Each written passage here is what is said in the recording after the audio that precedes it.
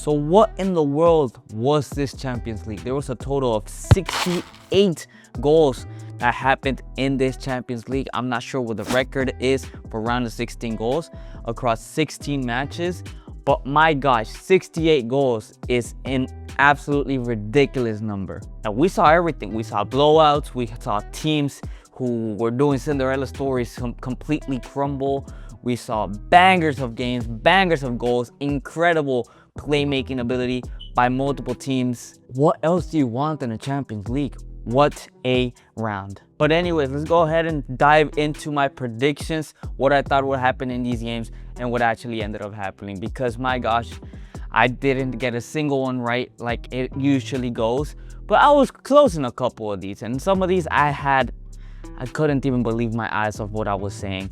But yeah, without further ado, let's go ahead and dive in first with the Liverpool versus Galatasaray game.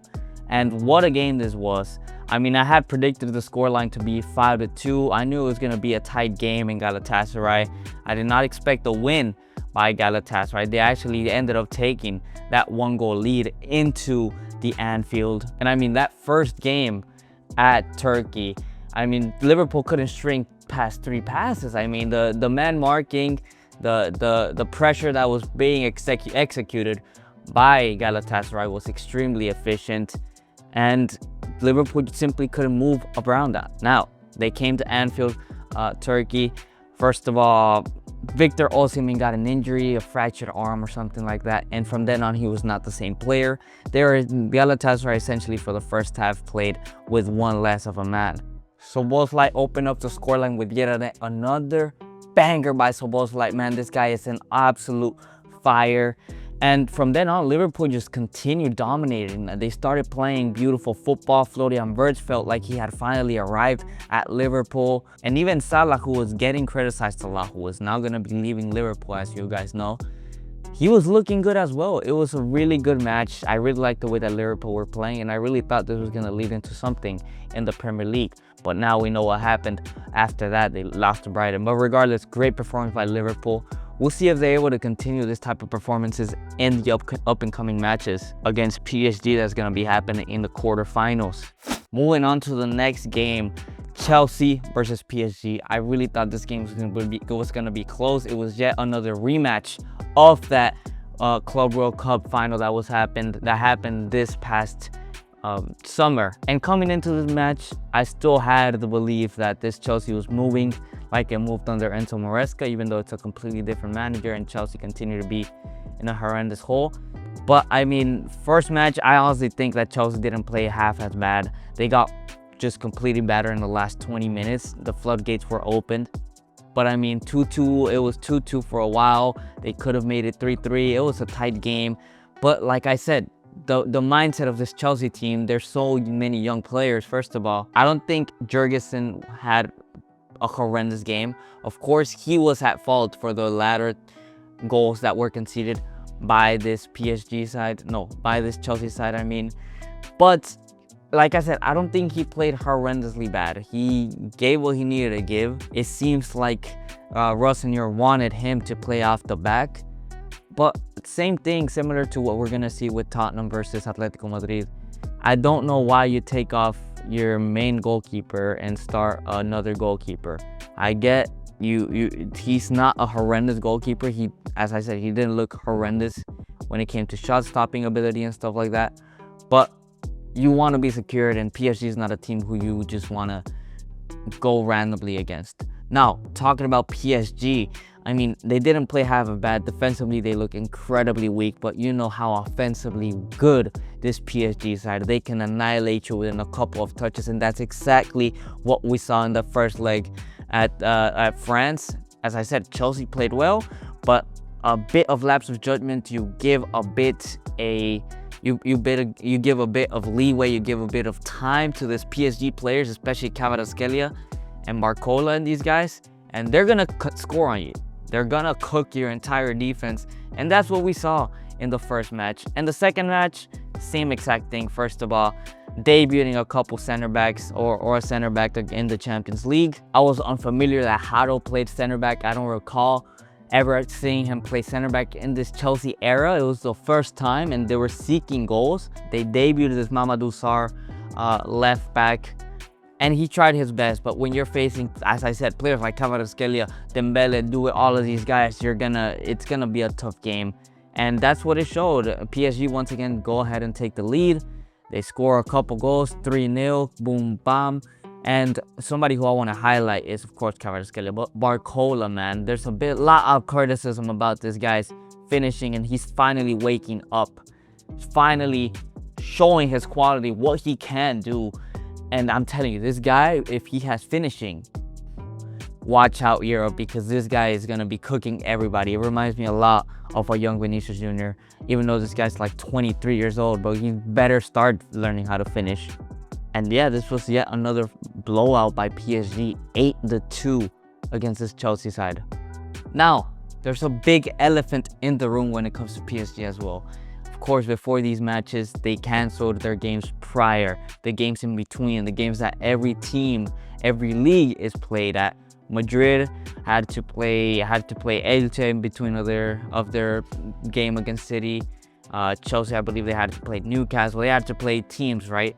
Well, PSG, they are not disproving. They don't care about the Farmers League claims. They don't care that they are basically the dictators of France in that French league. And they canceled their games again. They canceled their games against Nice. And now they're looking to cancel their game against Lens to get even a bigger head start against Liverpool. UEFA has to do something about this, because it's supposed to be the fairness of the game. There is no fair in this. Both teams, regardless of the quality they're facing in between the weeks, should be playing those games, because either all leagues don't play games like this or all leagues play games like this. And we've been accustomed to every single team playing games like this.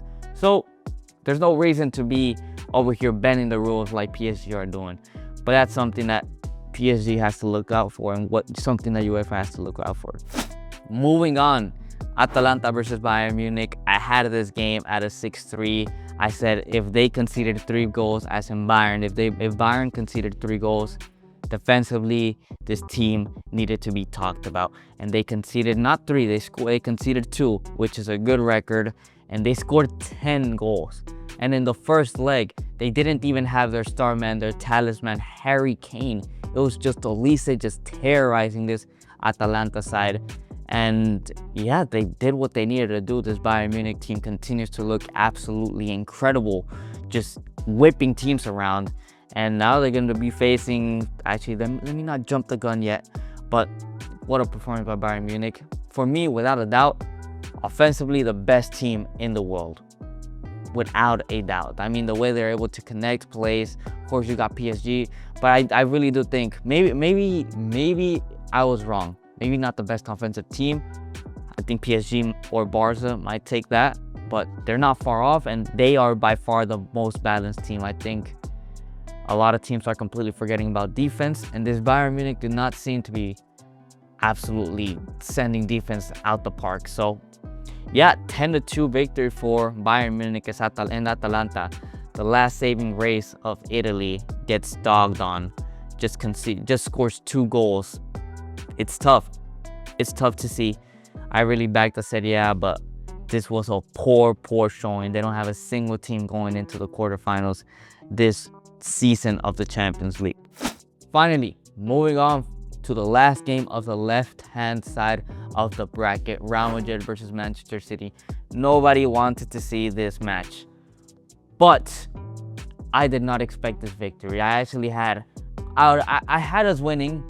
I had us winning 6-5 if that was what my heart, but what my head said was that we were going to lose 4-2. Manchester City were moving incredible at the time. Cheriki was showing his talent, but Pep Guardiola, he got cold feet, or I don't know what he was thinking. Maybe he was underestimating us. He decided to start with 4 offensive players, completely offensive. Not a single of them was creative enough to generate anything, and decided that Rodri and Bernardo Silva on the midfield were perfectly fine. So first of all, Savinho in that first leg did absolutely nothing. Same with Semenyo. The only ones doing anything were Jeremy Doku and even Bernardo Silva at times. And Rodri completely looked overwhelmed. We played with 5 center mids, which I was completely fine with because we dominated the midfield like it was on paper, and that allowed us to score freaking 3 goals past the Manchester City side in the first leg. Golazos. And who else than the captain himself, Valverde. Now, I think I've said it before, I don't think Valverde should be the captain, but I don't care. This performance was absolutely incredible. A hat-trick, all of them golazos, all of them maybe Puskas contenders. What a performance by Fede Valverde. And Arbeloa, who has been very critical about, came out with low-key a risky lineup playing so many midfielders, and it paid off. And I'll give him props to that. And we're seeing a resurgence of this Vinicius Jr. Where although he missed a penalty in the first leg, we could have been 4-0 up going into the Etihad. I low-key was a bit nervous going into the Etihad because, look, we've been known for not being the best team in this city side. You know, they're pretty darn scary. And they actually showed it in the first half of the second match of the game. They were looking quite dangerous. Cheriki, their star man, their dangerous man, the guy who should not have been benched against Madrid, which I don't know what Pep Guardiola was thinking.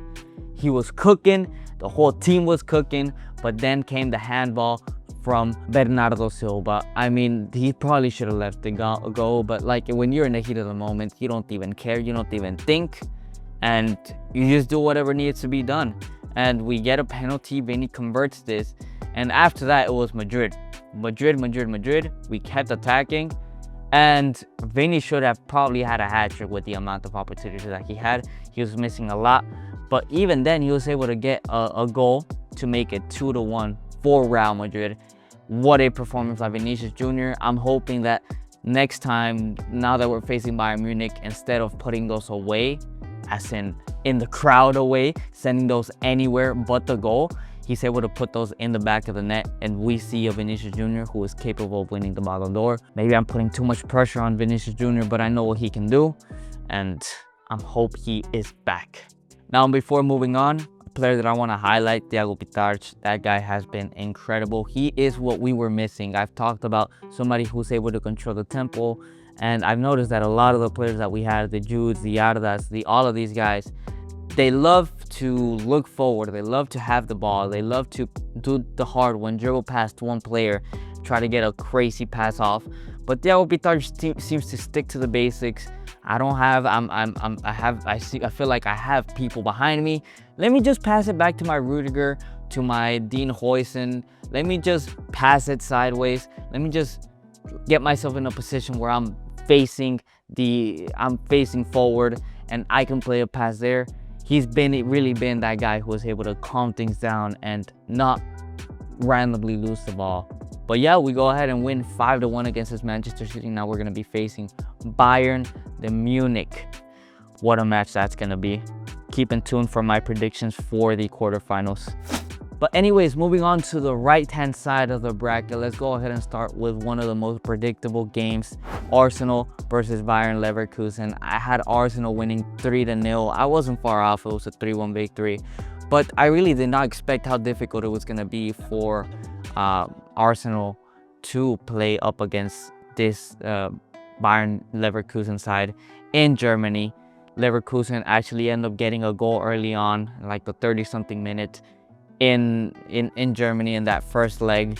And Arsenal, the whole time they were chasing that goal. But even then, man, I've noticed that these guys lacked horrendous creativity. And it's not easy to break a low block, which is low-key kind of what Leverkusen was playing, going out for the counterattack, which they weren't bad at counterattacking, but you're facing the best defense in the world. But it seemed like Arsenal, all they were trying to play was corners.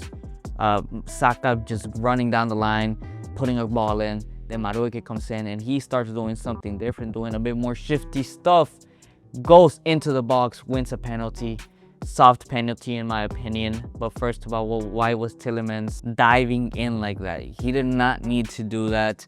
And Madueke ends up winning the penalty. They convert it 1-1. Go back to the Emirates, and Arsenal just go ahead and do what they needed to do. They actually don't play as horrendous football as I thought they would. But they do what had to be done as one of the biggest teams. They're not a Bayern Munich who's going to go out and try and score 10 goals on them. They get their 2-goal lead, and that's all. End of the game. Now moving on, one of the sadder portions of this, or happy portions, because you still have a low-key sort of a Cinderella story.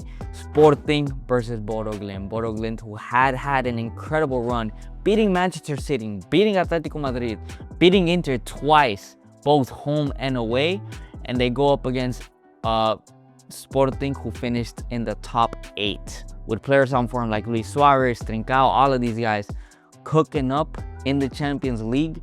And I thought that this was the end for Bodo Glimt. I had a 4-2 result for Sporting. I predicted this because I felt like they didn't have as much pressure as in Inter Milan, and the game ends 5-3.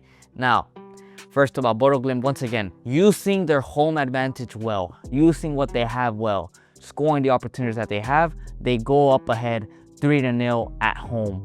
Giant result. I really did not think that Sporting had it in them to score more than 3 goals to the Bodo Glimt side. But then in Portugal, we low-key saw similar things. That's what we saw against Inter Milan between Bodo Glimt and Inter, when Inter was just attacking. And there was a bit of lucky calls that Bodo Glimt could have gotten conceded on. And the question was, how is this Bodo Glimt gonna react if they get conceded on? And sure enough, we see that just before the halftime whistle, Ignacio from a corner headers it into the back of the net, and it's 3-1. They still had a 2-goal lead, but you know about 2-goal leads. Sporting continued to attack. Bodo Glimt also had a couple of the opportunities, but as opposed to the Inter Milan game, they didn't put them away. They didn't put Sporting to sleep. So Sporting took that as an advantage, and they go ahead and score another goal. Catamo completely capitalizes into that, puts a beautiful ball into Luis Suarez, cuts it back, and that is 3-2. And we weren't unsure of what was going to happen. 1 goal left to score, and wow, look at that, there is a penalty given to Sporting, and all of a sudden it's 3-3. They just came back from a 3-0 deficit. Can they do it? They go into extra time, and that's where Sporting just completely kills them off. 5-0 victory in Portugal, 5-3 on aggregate. Bodo Glimt, this is where it ends, sadly. But what a run they had, and this will definitely go into the history books. Now Sporting has a big task trying to take out one of the best teams in the world, one of the best defenses in the world, Arsenal. Moving on, Tottenham versus Atletico Madrid. I thought this game was going to be filled with goals, and I did not fill them up enough. I predicted a 5-3 result. It ended up as a 7-5 result. Let's go ahead and start with the beginning, the first leg. Atletico Madrid end up going 5-2 up against Tottenham. Tottenham, they start a goalkeeper. First of all, the pitch. Seems to be something wrong with the pitch at the Wanda Metropolitano. There's a lot of players slipping. Actually, even Oblak conceded a goal because of his slip. But early minutes, 3-0 down within 15 minutes. The keeper, 2 big mistakes. A slipper from Don Ivanovic, I believe. And 3-0. They go ahead and score another 2, and Tottenham are able to score 2, 5-2. It looked uphill battle from there on. Second leg, Atletico Madrid, I don't know what's going on, man. These guys are the definition of a bipolar team. I mean, this guy just decided to not defend. Just there are a leakage of a defense. The goalkeeper, the defense, the midfield, the whole thing is just leaking goals. Going from a defensive side, Simeone is trying to be more offensive, but as I said, he hasn't stricken that balance. And Tottenham low-key gives a scare, 3-2, but it was simply not enough for this Tottenham team to go through. And Tottenham will continue to focus on the relegation battle in the Premier League, while Atletico Madrid is going to be getting a game against Barcelona. And talking about this Barcelona side, I predicted that Barca were going to win 6-5. I thought it was going to be a very tight game, high-scoring game, because both teams, I thought Newcastle was similar to an Atletico Madrid. There's a lot of passion, there's a lot of physicality, but this game ended 8-3. And I think it showed the difference in qualities between even an Atletico Madrid side compared to a Newcastle side. because they gave a good fight. The first game, it was a good game, ended 1-1. So I said, very physical game. Newcastle seemed like they were not getting tired at any time soon. And the second match, same thing. First 45 minutes, tied games, 2-2. Then they concede a penalty, 3-2. Barca going into the break. And then the second half, you could tell these guys were tired. These guys were not locked in. A little spin, a little shimmy leaves Tonali, leaves everybody in the dust. And from then on, I mean, from Fermin Lopez's goal, that's where the floodgates were open. They go ahead and score another one, and Lewandowski, who I thought was dreadful through the other leg, goes ahead and gets a brace. Now, as I said, I thought Newcastle had more quality, and that would be very difficult for Barcelona. But Barcelona's just technical ability completely dismantled Newcastle's ability to be the more physical side, to be the side that's willing to run more. And while you get tired and you stop being able to run as much, when you get tired, you might lose a bit of concentration, you might lose a bit of touch, but completely lose technique? No, and completely got outplayed by this Barcelona side. I think Llorente came out and they said they couldn't even touch Pedri. But yeah, 8-3, I'm telling you, the amount of goals scored in this Champions League round of 16 was insane, was ridiculous. I don't even know how these goals came out to this amount, right? But now we have the quarterfinal set. We have PSG versus Liverpool, a rematch of last year's Champions League where one of those was going to win the Champions League. But PSG ended up knocking out Liverpool. What a game that was. Let's see if we're going to get a repeat of that incredible match. Real Madrid versus Bayern Munich is the El Clásico. Manchester City versus Real Madrid has become of a modern El Clásico in the Champions League. But this is their Clásico. This is the match in the Champions League that people remember, that historic things have happened. And there's going to be a rematch for this Bayern Munich side who's going to be seeking revenge for those multiple knockouts. I don't think they have won since 2012. And on the other side, you got Sporting versus Arsenal, a rematch of that Europa League round of 16 match in just 3 years ago, right? Where Arsenal end up losing to Sporting on penalty shootout. They will also be looking to seek revenge. And the last match, another rematch, a modern one, Atletico Madrid versus Barcelona. And Atletico Madrid, who just knocked out Barcelona in a thrilling 4-3 on aggregate match where they scored 4 goals. They could have made it 5, 6, 7, 8. A bunch of goals for Atletico Madrid, but they settled for 4 goals. And Barcelona, who were hungry, nearly come back scoring 3 goals on them. But yeah, these quarterfinals are going to be exquisite. I cannot wait to make my predictions. I cannot wait to watch these games. Now, before I let y'all go, make sure to go and subscribe to the Beyond the Full-Time podcast. We put up podcasts more in depth, talk about everything football. I'll leave it into the link of the description. But yeah, I hope y'all enjoyed. See y'all on the next one.